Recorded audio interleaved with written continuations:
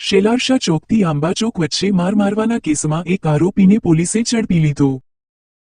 ભાવનગરના વડવા પાદર દેવકી વિસ્તારમાં રહેતા અને પેઇન્ટિંગ કામ કરતા અયુબખાન યુસુફ ખાન પઠાણે ગંગાચડિયા પોલીસ સ્ટેશનમાં તૌફિક હુસૈન જાકીરભાઈ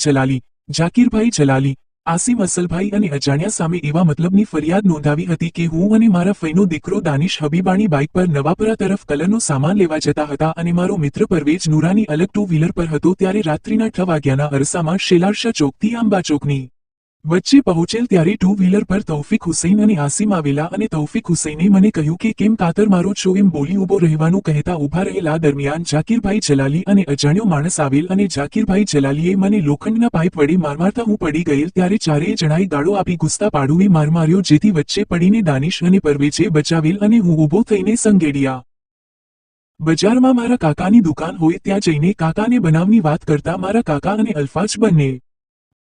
ટુ વ્હીલર પર બેસાડીને સરટી હોસ્પિટલમાં લાવેલ મારા બંને હાથની કોણી પાસે ફ્રેક્ચર આવેલ અને ડાબા પગમાં મૂંઢમાર ઈજા થયેલ છે। આ ફરિયાદ નોંધાયા બાદ પોલીસે આરોપીઓને ઝડપી લેવા ચક્રો ગતિમાન કર્યા હતા અને જાકીરભાઈ જલાલીને ઝડપી લીધો હતો।